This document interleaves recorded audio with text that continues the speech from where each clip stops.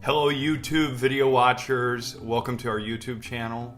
This YouTube video is brought to you by Kangaroo Time.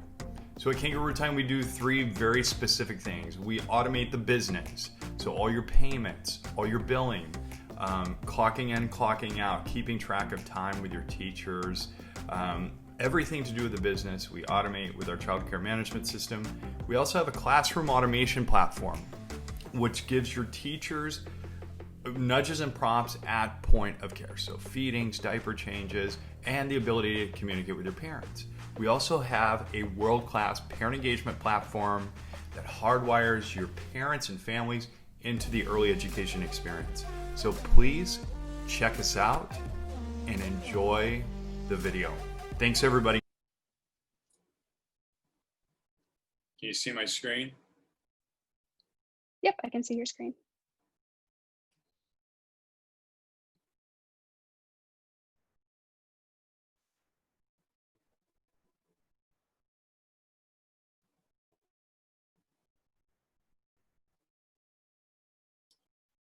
Hey, welcome everybody. Wow, we've got great participation. Where's everybody coming in from?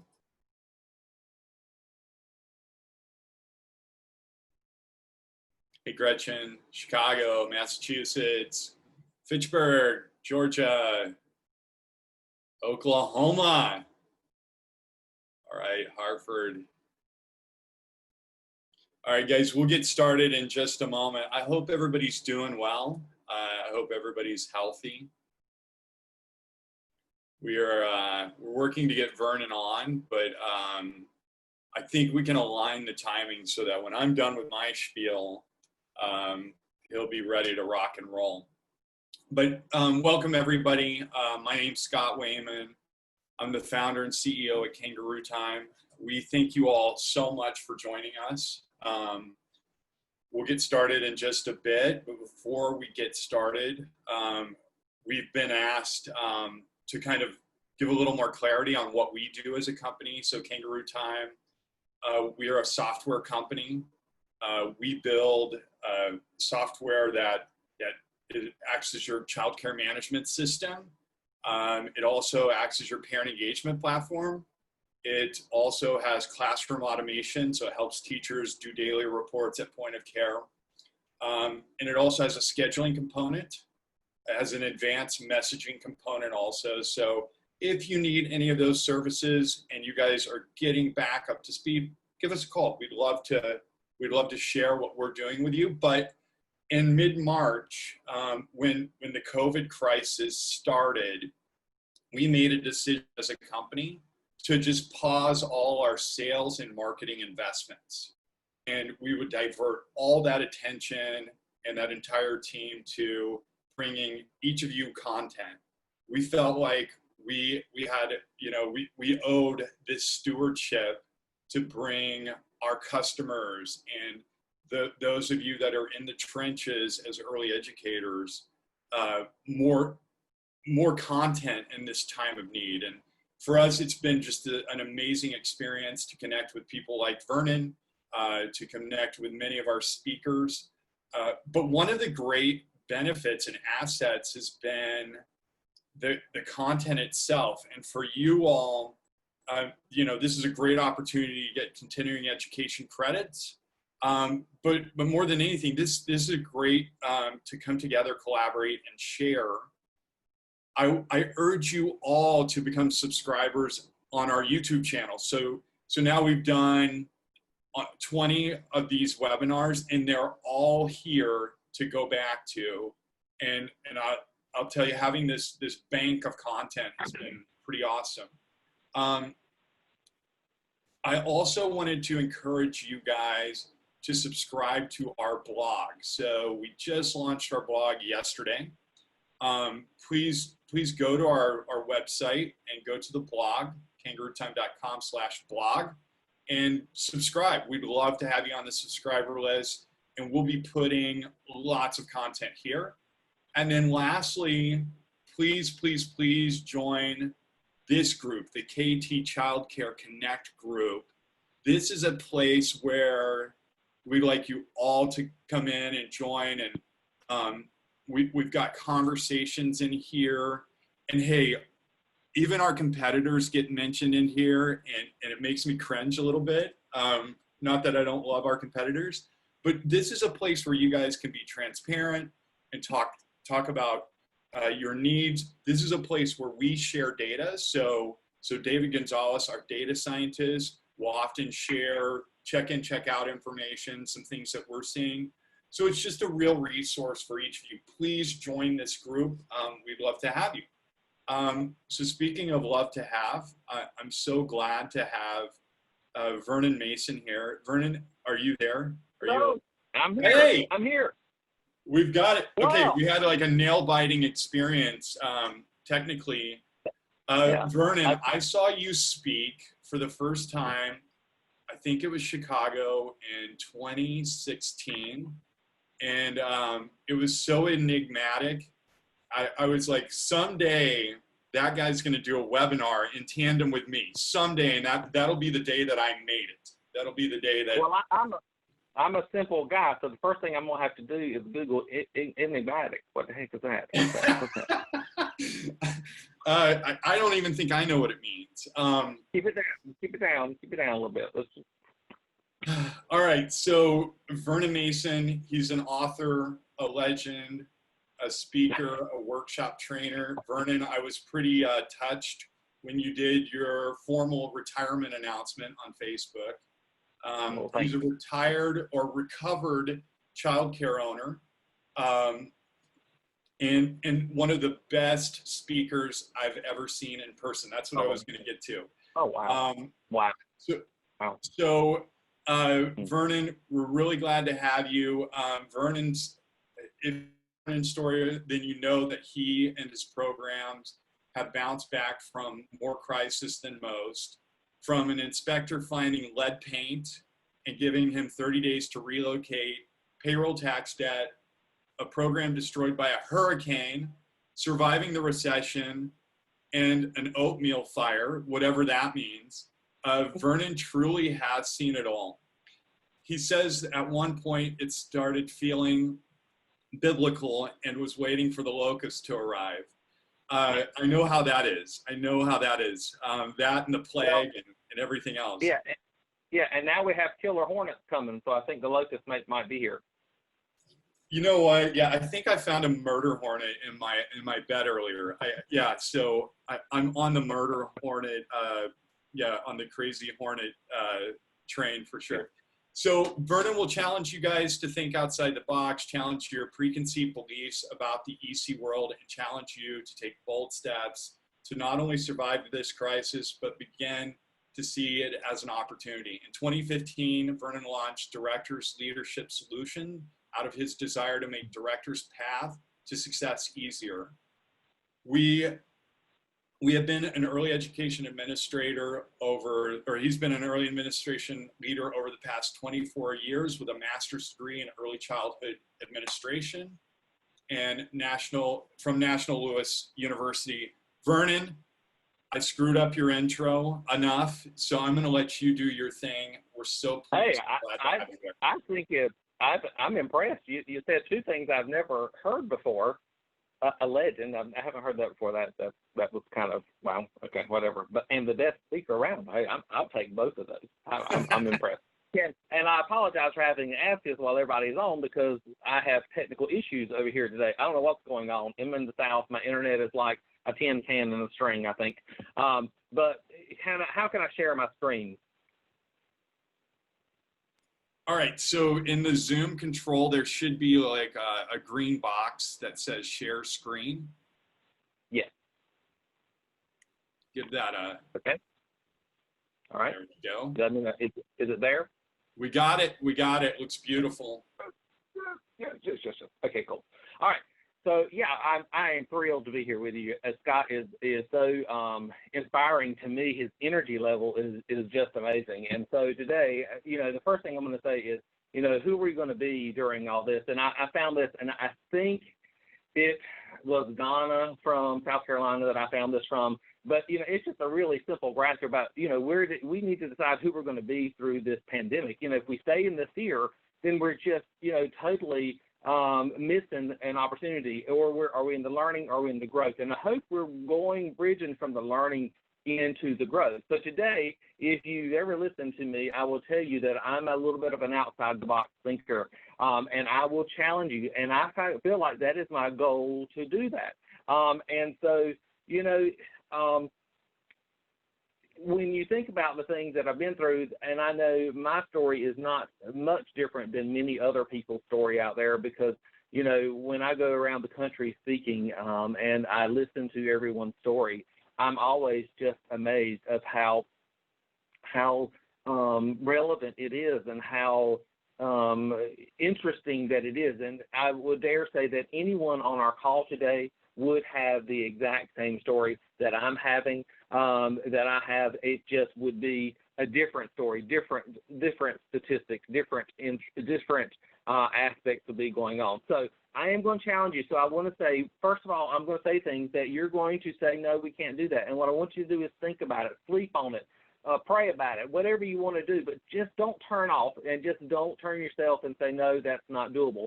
Because, growth is where we need to move at this point. And the other thing I always like to start off with is I'm not an attorney. I'm not an expert with the IRS or with, a CPA. So before you make any changes in your company that you think might be legal or questionable, make sure that you do talk to those people who you respect and who you look for advice. All right, so let's start off with, the biggest thing we should do is give back to our community. Now's not a time to be silent. I was typing up this slide, and I was typing in. Spelling is not my forte, and so I love, spell check. And I was typing in, your silence is deafening. Well, what I inadvertently typed in is your silence is defining. And so both of those are so spot on where we need to be. Now the time as a leader of your program is to be out there, is to be on Facebook, is to be on social media, promoting yourself in a backdoor manner. I don't know that we really need to be jamming it down people's faces, but showing people what you're doing for your community. And y'all can quote me on this. This is a quote that I use often. Being a victim is somewhere that we visit. It is not somewhere to live. And I will tell you, one of the characteristics of child care providers who are not taking care of themselves is they live in the role of victim. They're out there right now saying, woe is us, how are we going to make it? We don't have the resources we need. We don't have the kids we need. We don't have the teachers we need. We don't have the parent support that we need. You know what? Pull your panties up, get together. But now's the time to start this off. I have a great example of this. I live in a small town in eastern North Carolina, and I'm friends. We have a downtown reawakening in our community, and I have two friends who are artists. And one artist has been on Facebook every day, and now she's moving to every other day. She is painting a painting, and every day she is selling that painting, and every bit of the proceeds of that painting is going into a downtown merchant fund to give back to the merchants in our downtown area who have been affected by this and who have not been able to open, and the revenue has plummeted just like early childhood. And she, is really putting herself out there. And I have another friend who is an artist and who has done nothing but gripe and complain about not being able to open, not being able to do this, not being able to do that. And I look back and you think about it. Now, who is getting more goodwill with the community, and who is going to be looked at in our community as a leader, as someone to follow, as someone who's really going places, doing things? It's going to be a leader who's out there giving back. So find a way to give back to your community. This is an opportunity. The COVID is an opportunity. Rarely do we get an opportunity to reset where we are. And I'm going to go ahead and start with this. The early childhood business has too much liability, and it is too challenging not to make a profit. But if you were not making a profit prior to this, you've got to set yourself up, make decisions now to make a profit, because you've got to take care of yourself. One of the things about coming through a crisis is hitting a crisis. It's not if we have another crisis, it's when we have another crisis, because we will, or you will, your program will have another crisis. Can you prepare for that? And I know some of you are saying, oh, my God, Brandon, how do I think about another crisis come when I'm not even gotten to this one? Because if you waste your time dwelling on what you're doing right now, you're missing an opportunity to set yourself up to be better on the other side of this. All right, so how do you build wealth in the early childhood community? I think this is relevant. Some people are going to say, I don't care about that. Well, you do need to care about this because this is a hard field to come in. And I can tell you, I know people, I know ladies, I know directors and owners who make no money. There are directors and owners who are getting very little advantage to the PPP for them personally because they can't write off, if I understand it correctly, they can't write off their salary because they didn't pay themselves last year.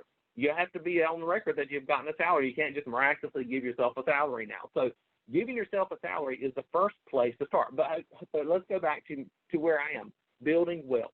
All right, so there's a few ways. When you own your own building, you know what? You can make some marginal or minimal profits because you're building equity in that building. When you are ready to retire, you can sell the building. You can lease the building. You can rent the building. And as Scott mentioned, after 28 and a half years, I did exit operations last year. I loved operations. I did. I love interacting with my kids. Summer camp was my vibe. I mean, I love summer camp. I did some really cool summer camp activity with my kids. But I can tell you, I set myself up by starting to buy my buildings over the years because I'm in rural North Carolina. Our tuition is minimal. Our tuition rates are not high. You know, our pay rates are not high either. But I do think it's kind of cyclical. I do think it's kind of proportional. And so what I noticed was I was not making the profits. I was interacting with people. You know, I was in Chris Murray for many years, and that was one of the changing aspects of my career was joining Chris Murray and all the connections that I made through that and working with Chris. But what I figured is I was not making the money that many of my peers were making, and I had to figure out how do I make this work. So I began to buy my building so I could see the value of my property to rise. And so last year, I put out that I was ready to exit, and I had a couple buyers involved. And ultimately what I decided to do was sell my company and sell the operation, but I maintain the property. And so now they pay me rent on a monthly basis and will hopefully for the next 20 years. And I can tell you that I still have some mortgages on some of my buildings. Some of them are paid for, but that's how I live now. I live off the rent of my building, and I'm 53 years old. And if you say I look older than that, who on you? But anyway, so set yourself up that way. Maybe in some towns the property is too expensive. You can't make it work. You just cannot afford to buy the property, and that's okay too. Then make the money in operations. Make the money in the tuition that you're collecting.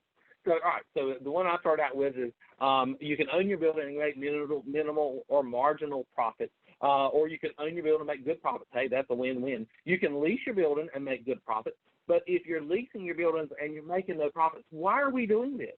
Why? It's as I started with that.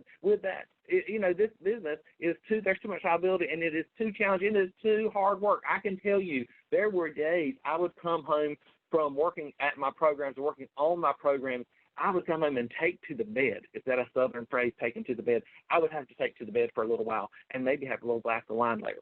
All right, so definition of insanity is keep doing what you're doing and expecting a different outcome. So was things going wonderfully before the COVID came along? If so, keep doing it. Don't fix it. If it ain't broke, don't fix it, right? All right, but if it was not going well or if you can do better, now is the time. Approach your landlords, renegotiate your lease. Maybe it's time to buy your building.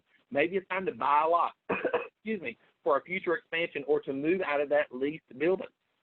And one of the best ways to renegotiate a lease is to put an offer in on a building, or is to approach your landlord and say, hey, I really enjoyed our relationship. I've got a year and a half left on my lease. I really, we really need to make some changes because early childhood is tough. I work really hard to make a profit, and I'm not making enough of a profit. They are business people. They will understand your language here. Speak to them. And you say, hey, I would love to buy the building, or I would love to renegotiate the lease. Let me tell you what would work for you. And you know what? Initially, many of them will say, no, I'm not doing it. I ain't going to do it. That's fine. That's when you real politely have your business look on and you say, well, you know what, Ms. Jones, I completely understand that, you don't want to, you don't want to lower your lease rate or you don't want to sell the building. I get that. But, we have to look out for ourselves, and I have a family to look out. I have to look out for myself. My retirement is coming up in a number of years, whatever is your story. Give a little bit of your story and say, so we're going to make an offer on a property down the road or wherever you say, whatever your story is, and just say, so, in a year and a half, I may not be able to, I probably will not be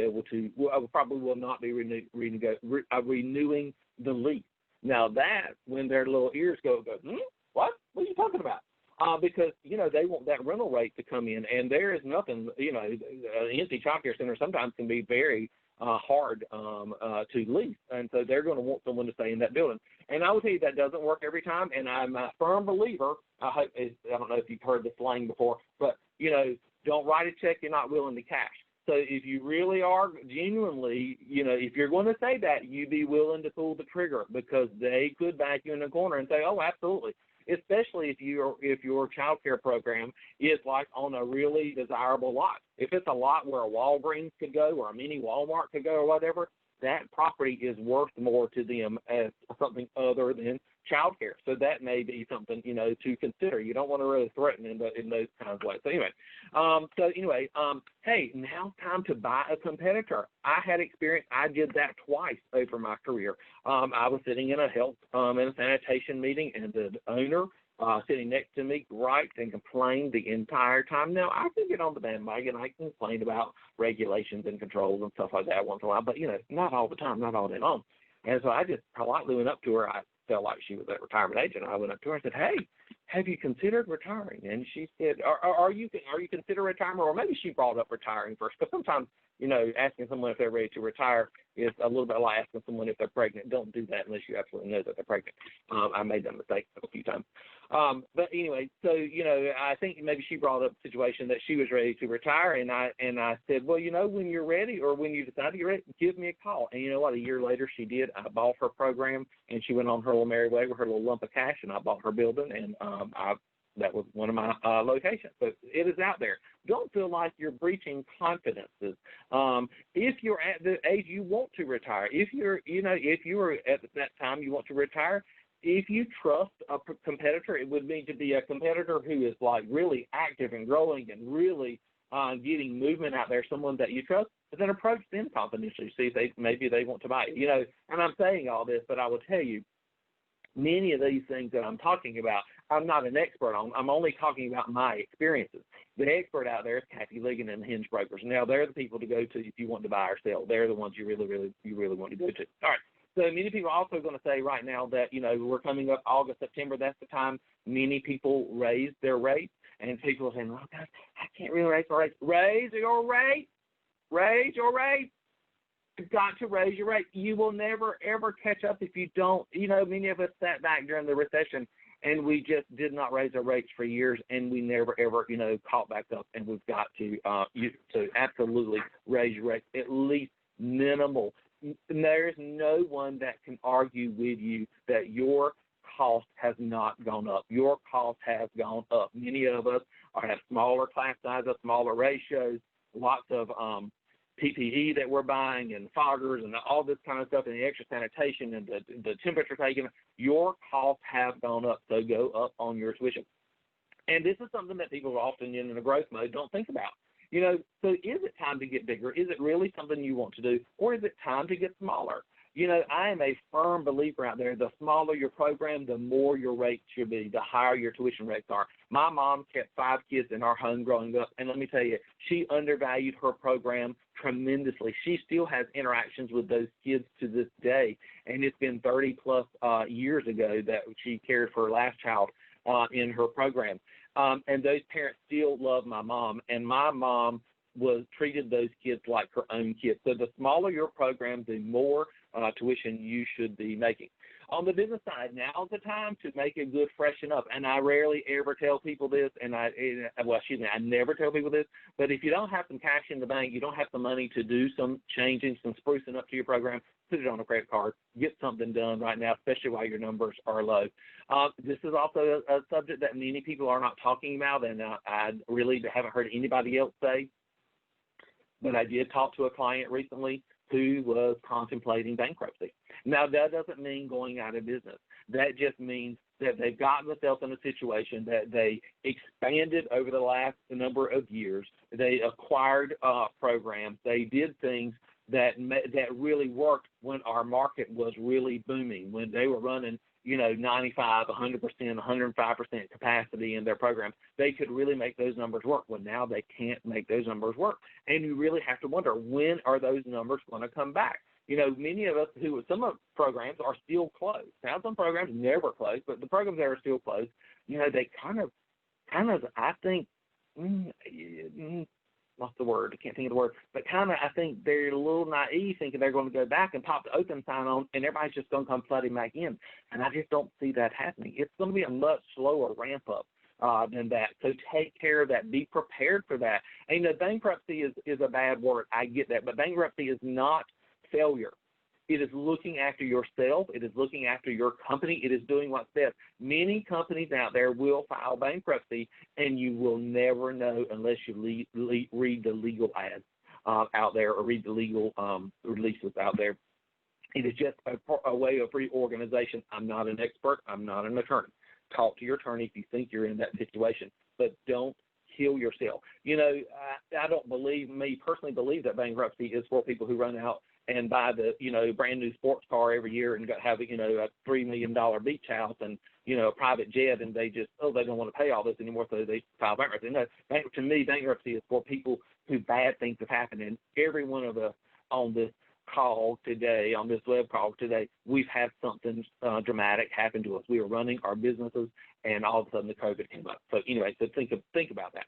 All right, take a hard look at the expenses. Many things that have slowed up over this time that we've been out, or that we've been, taking care of essential kids. So before you just ramp everything back up, really look at your expenses. Really, what do you need? Now's the time to conserve money as much as you absolutely can. Be diligent about your payroll costs as you scale up. The biggest expense that we have is payroll. And, I talk to providers in our country, believe it or not, I have talked to providers who I think run a good program, whose payroll cost is as low as 45%. I don't think I've ever talked to anybody lower than 45%. And I talked to providers whose payroll cost is 71 to 72%. Now, I don't know how the heck they make that work, but I guess that they are. I haven't seen their financials, but they're doing it. So before you ramp up and just add everybody back in, and I know you got the PPP. I'm talking on the outside of the PPP, not where you are with the PPP. On the outside of this, when you're ramping things back up, don't just run that payroll 100%, because it's going to suck all of your revenue out of the program, and you're going to be very, very limited. So scale back, look at things differently, and only bring back and use the number of people that you need. Now is the perfect time to come back. Now is the time to work on your business and not in your business. Now, if you're like me, when I would visit my program, I would get sucked in, and all of a sudden, before I realized it, I was taking the temperature and answering the phone call and heck, covering her break, by the way. Passing out a snack. But so, if you're an owner or director, then that's your job. But if you're an owner with multi-sites out there, then what I say is work on your business. You will get more done. You'll be more successful. Yes, you should visit your program. I have a friend who's named Belvin, who I met Belvin, probably 25 years ago, and I remember back then, Belvin pulling up to a child care meeting I was at, and Belvin had the biggest, nicest Mercedes you'd ever seen. And I was like, oh, my God, Belvin's got some cash. So I was talking to the lady who works for Belvin, who's a friend of mine, and she said, oh, yeah, Belvin he doesn't even live in our state anymore. We just send him, we just deposit money in his account, whatever, and he's retired. And I said, when I grow up, I want to be Belvin. That's who I want to be. Well, it's kind of funny because I turned out to be a Belvin a little bit. But, funny thing was, I was talking to Belvin one day about one of his programs, and I said, Belvin, what's that program like over there? He said, I don't know. I've never even been. I was like, you're in a program and you've never even been. That was just so foreign to me. But that wasn't Belvin's role. So finding your role is very, very important. So anyway, so you're all right. So you're starting back up. So you know what? I'm going to give you a pass on the COVID. I'm going to give you a pass that maybe you didn't have reserves. Excuse me, maybe you didn't have, money in the bank to pay 2, 3, or 4 payrolls. I know I've been right there. I have been operating my company over growth years, and when I was growing, and I have used a little more of the resources than I probably really should. And so, I had been right there where I didn't have, if something had happened, I wouldn't have been on make payroll more than 2 payrolls down the road. I have over the years, I literally have, and I don't share this often, but I literally have processed payroll and sent payroll when we used to print checks and handed the checks out, and knew when I handed the checks out, I didn't have enough money in the bank. If they all went to the bank on their lunch that day, I was like, oh, we're going to be screwed because I didn't have enough money.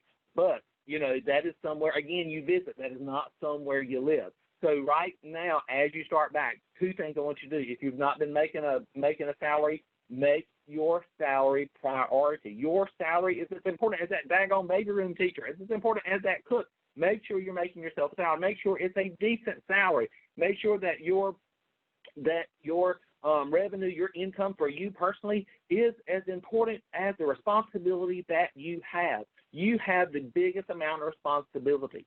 You should be making the biggest buck. I'm sorry, that's just how it is. I believe the money should follow the responsibility. So if you're starting to back up right now, or if you're still operating right now, make sure that you find 1, 2, 5% right now.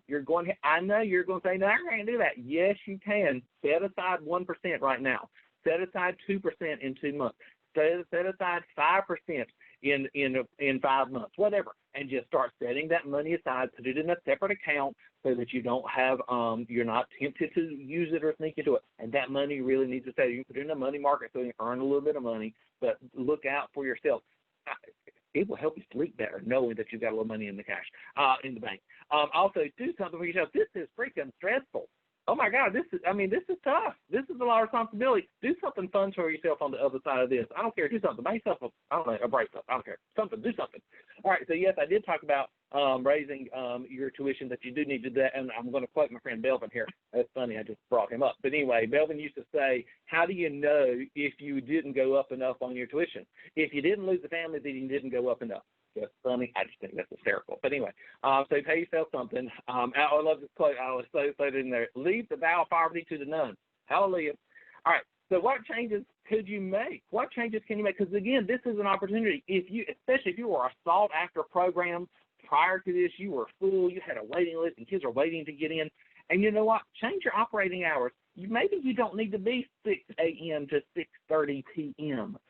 We all do that. We all, over the years when we were trying, we needed more and more and more enrollment. We did whatever we could to try to, put ourselves out there to get more and more kids. So maybe now, maybe we're not 6 to 6:30. Maybe we're 7 to 6, or maybe we're 7 to 5:45. If you're 5:45, you're not going to get out of there till 6 o'clock. Right. Why do we stay up until 6:30? Because we have that one child, that two children, maybe 3 children that hang out in there the last 15 minutes. Now's the time to cut it. Now's the time to make a change. And people say, oh, well, Vernon, it's only 15 minutes a day. It's only, if you cut 15 minutes in the morning, 15 minutes in the afternoon, you multiply that times 52 weeks a year, times, 5 days a week, 52 weeks a year, at times your average pay rate, and you look at the money that you're saving, you're going to say, oh, we absolutely need to do that. So why be open for 1 or 2 kids? I get it. If your program is next to a factory and you are serving the needs of that factory and they open at 6 a.m., then you know what? You need to open up at 5:45. But if you don't have a scenario like that, then make your program become who you want it to be. Wouldn't it be nice to not have any kids in your program? Because if you're like me, your stress level really reduces once you know all the kids go home. I can remember being on vacation many times and waiting to partake of a little adult beverage, at 6:15 or 6 o'clock in the evening because I knew all the kids were gone home. So just think about it, and I challenge you. That's one of those times you're going to think, no, I can't do that. I challenge you. Do you really need to be open those hours? Coming back from this, those troubled families, you've got those kids that God himself could not take care of those kids. Those parents are going to complain about anybody, everybody, anything. And you know what? You're not the right program for those people. if you get the guts up now, if they're not back, don't take them back. And I'm not saying kick out people that always kick out people that complain, because, you learn from those that complain. Many times, those good parents who rarely ever complain, that bring a complaint to you, listen. They're bringing you very good information, because what I often find is those people who genuinely rarely ever complain bring you something like that. There are more people who feel the same way but won't come and tell you. So listen to those people, because they're trying to fill you in. But then you have those people that complain about everything. And when you get them because they're not paying tuition, they complain even more. Get those people out. So go ahead and send them an email, whatever, and just do whatever you want to do and say, you know what, Mr. Smith, it's just not going to work out. We just really feel we weren't the right program for you prior to this.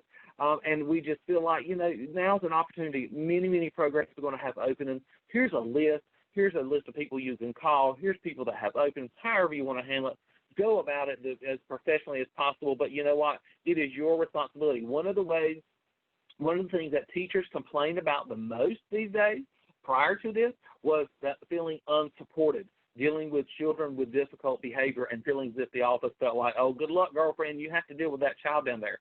So looking at that, those kids who maybe aren't the right fit for your program. All right, same thing about, if you don't get rid of them before they come back and they come back into your program, I don't know whether they come back a day or come back for a month. Have that conversation. I know it's not an easy conversation. Have that conversation when they're complaining about, I don't know, the child got sand in their shoes. Something stupid. You know how they complain about stupid crap. Then you just take the shoe off and beat them in the head. No, don't do that. No, you just say, kids get sand in their shoes. I'm sorry, but, while we're thinking about that, it's my goal to keep my staff happy. It's my goal for me to be happy. Ms. Smith, maybe we're just not the right program for you. And go ahead and give one of those, get them out. All right, so same thing about teachers. Why bring back those weak teachers?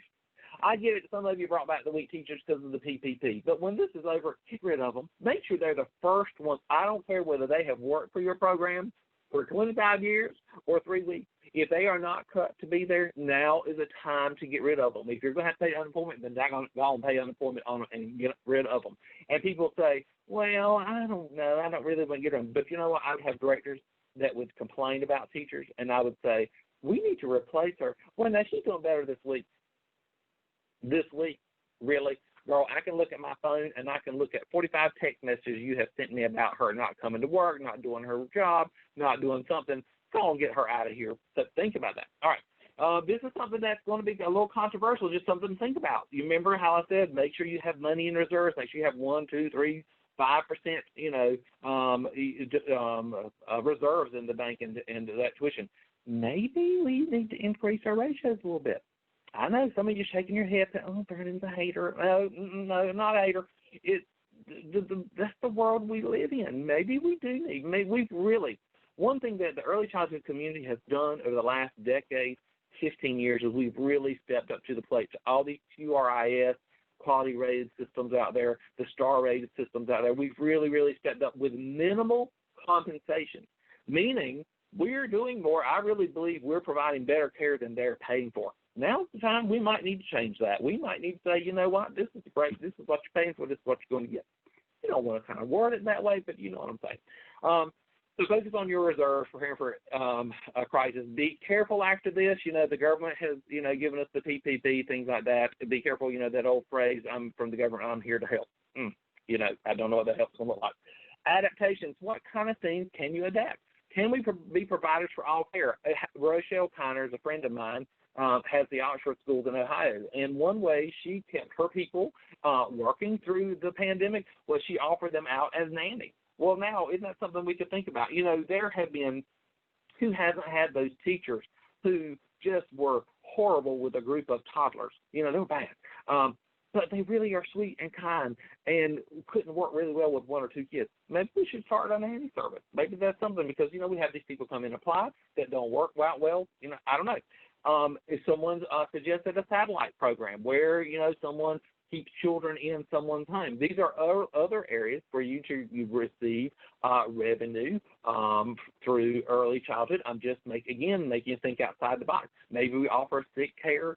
Maybe we offer a substitute school. Alita Mechtel, Teachers for Tomorrow, runs a very successful sub-school that's franchised. Look her up. She's a cool guy. How about smaller group sizes? Maybe you pay a premium for that.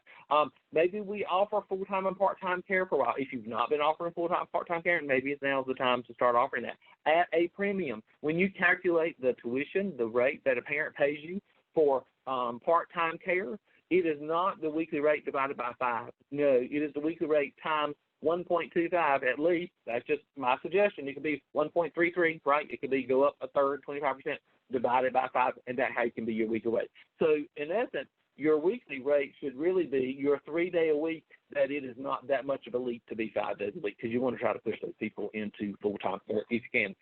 Many people are out there thinking, I'm tired of subsidy, I'm getting rid of that. Great, give it a try if you have the right market. But I will tell you, some of our subsidy programs have done really well through this, because they are still paying for many of us through June. Each state is different. Lord, look up your state. I'm no expert on 50 states. And maybe we do try to get on the CACFP. Maybe some of us become unrated. Maybe some of us become religious sponsored. Maybe we start making money on the virtual. There are some programs out there that have really done some great job. The sky isn't the limit. The mind that sees the sky is the limit. So I challenge you to think about that. Put your skills and your gifts to your best use. So take some time. Let's think about, prior to this, take some time alone. Take some time at home when you're by yourself, or find some time, or sit in your car by yourself and write down what wasn't working prior to the COVID.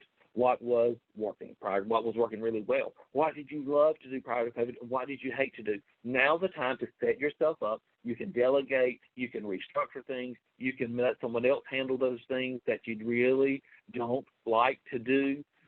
Because that was what I did. I hired Laura, who as a peer of mine, who I hired to become my business manager. She came on board maybe 3 or 4 years before I exited. And I will tell you, she kept my sanity. She handled all the little details that I had began to loathe. And so I brought her on. So it was wonderful. Make sure you're updating your policies now. You know what? We can put our head in the sand and say this won't happen again. It's probably something like this is potentially could happen again. I am under the belief of this, that I'm doing this personally, business-wise. The more you prepare for something, the less likely you are to need it. I don't know. I can't prove that. And there's no scientific data out there to say that that's true, but I really do believe that the more we prepare for something, the less likely you are to need it. So have you changed your policy? Have you added a pandemic policy in your tuition policy? I think you should, absolutely. How did you handle it last time? Would you handle it different this time? And there's no right or wrong answer here. Some programs handled it very passively. The programs that the people that bought my schools, they handled it very passively, and I can get behind that. They said, you know what, guys, go home, take care of your family, be well. We'll be here when you're ready to return. I can get behind that. That's really daggone cool, right? But they have 300 locations, so they've got some reserves. They've got some revenue. They've got some, lean here, lean there, little shell game to keep things going. Some of us who have 1 or 2 locations, we don't really have that ability to do that. So, some people did a one-time holding fee. Someone did you pay a percentage, weekly 25, 50%, 75%. I think that maybe we should go into the arena and say, hey, you get to use our virtual classrooms and, whatever, blah, blah, blah, if you're paying 75% or 50%, whatever works for you. And then you have to figure out a way to sell that when people ask about that. But just being prepared for it so that when it happens again, because it will more than likely happen again. If not this crisis, another crisis will happen. All right, summer camp. We'll jump to that now. Getting ready for summer camp. Our summer camp is going to look totally different this year than it has for many of us in years. So many people are not doing field trips any longer. Many parents are concerned because their children lost the last few months of the school year, and they maybe did a marginal job doing schoolwork for their child, or maybe their child is going to kindergarten.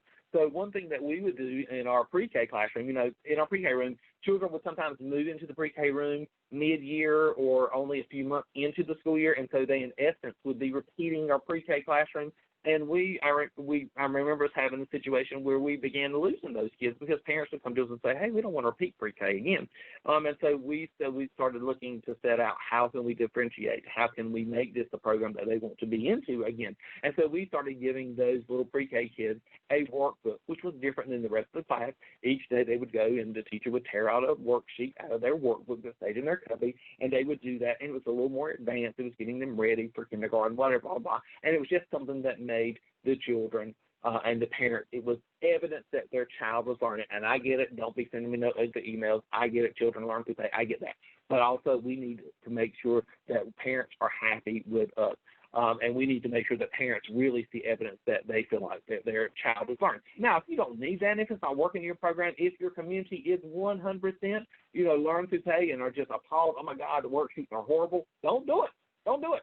But if you're in a community that people really would love to see that, you should consider doing something like that. There's a link there. It's just a company that does a series of workbooks. It might even be something you would consider doing for your elementary age kids. Maybe you just have a time a day or 2 times a day that children get to work in their workbook where they're getting ready, so that you can say to parents, you can sell your program, hey, we're going to help get your child ready for the next grade, whatever grade that is. And, you just order those books. They are $18 a child, a book. I think the order to each one, I think it just comes across a lot more professionally if each child has one. But if you don't want to spend that money, then you can buy one and make photocopies. I don't know. That's probably copyright, but anyway, but just think about that. I've heard other programs say that they were going to Zoom. They were going to pay a teacher to Zoom with the class. They were going to bring teachers in an hour, 2 hours, 2 or 3 days a week to work with the kids, or they were going to do some online learning. So some of the things, thinking outside the box with your activities. This is a robot competition that we did. We've actually bought these robots at Walgreens a couple of years ago, and our kids did obstacle course and races with the robots. So being open and watching out for things like that to bring things in that turned out really cool. Bringing things in-house and on-site, whatever you do needs to be really, really visible. It needs to be just something that they know you're doing something different. Oh, well, let me just go ahead and say this. And it also needs to be about your sales. It also needs to be about your director's attitude about how they're selling things. I talked to a director last week, and she said, yeah, I'm talking to Pound Fund. I was telling her, well, we don't get to do field trips this year. It's just going to be different. I just don't know what we're going to do. Our summer camp's really going to struggle because they became really the basics of our girl, don't sell it like that. You're trying to sell a car and say, our tire, you ain't getting your tires wore out. No, you sell it for what it is. We've got some exciting plans this summer. We've got some cool in-house activities coming up. We're doing water, whatever you're doing, sell it for all you've got, and don't bring up what you're not doing. Bring up what you are doing. So some of the things that we would bring in-house, this is before COVID, were things like chess, a cheer camp, a soccer camp. We would have a coach that we would hire that would come in and do that. And now with COVID, I get that. They don't want you to bring anybody in. Hire them. Bring them in. Work them on an hourly basis and be a college kid or whatever. Make them do the screening or whatever. But, yeah, I just think it comes across a lot better if you bring someone inside. Things we would do would be archery. You see there on the right-hand side, we have those cool archery kits. We order them from Bed Bath & Beyond, of all places. I don't know, this was a year or two ago, so I don't know if they have them anymore. But Google, Amazon is your best friend this time of year. Tennis, field hockey. And those items, when we're done with them during the summer, we put them up. We don't allow those kinds of things to stay out in the school-age room all year because by next summer, the parts will be missing, they'll be broken, the teacher won't know what happened to them, etc.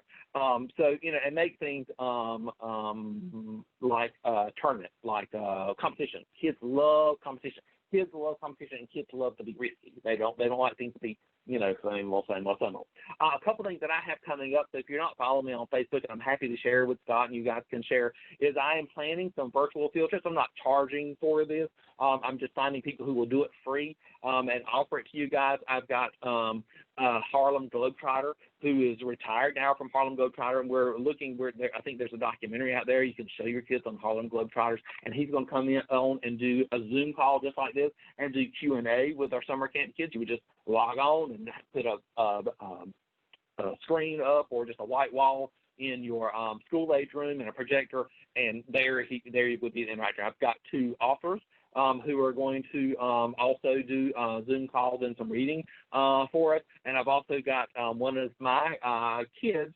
that were enrolled in our program who's turned out to be quite a talented little thinker is also going to do a concert. I'm working on a few other things. If you know of someone, email me, hit me up on Facebook. If you know of a child who's a comedian or a violinist, the school summer camp don't want to listen to a grown person play the violin. They might go, oh, yeah, that's whatever. But you put a 9-year-old or 10-year-old who's playing the heck out of a violin, it's going to catch their attention.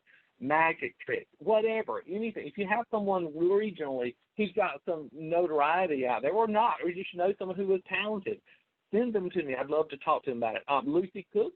I don't know if you know Lucy. Lucy is a provider in Australia. She's put me up with her dad, Dr. Cook, and he is going to do, hopefully, we're trying to work out the details, for him to do virtual field trips from a wildlife reserve in Australia. All right, and I mentioned shop now. Go ahead and shop early, and if you haven't done your shopping, get ready to do that and get on there. These are some of the things that we order through Amazon: bubble soccer, sumo bumpers, the huge bowling sets of those life-size bowling pins. All really cool, all really visible for people to see. So what has been the secrets of my success over the years is, I've been hit with crisis after crisis. I have, and I'm sure you have too. But you know what? Each time I was through the crisis, I reevaluated what got me through the crisis and why the crisis hit me. And so I learned from them. So I chose and I worked to get better so that hopefully it wouldn't return or wouldn't knock me down again. So when you know better, you do better. And I touched on this briefly earlier, and I just want to throw this out there. I mentioned raising rates, and I know that's very, very unpopular raising ratio. I know it's very, very unpopular for me to say something like that.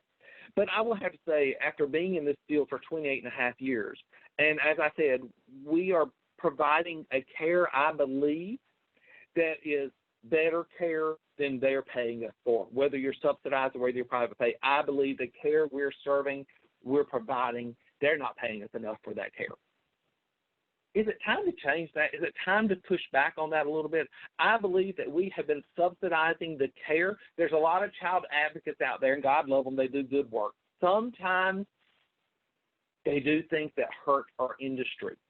They come to us and just expect us to do better with no payment for that, with no, well, if we drop the ratio there, then where's that money going to come from? They are just doing things sometimes that really do hurt us as business people. And, we do have to keep the lights on, pay our bills.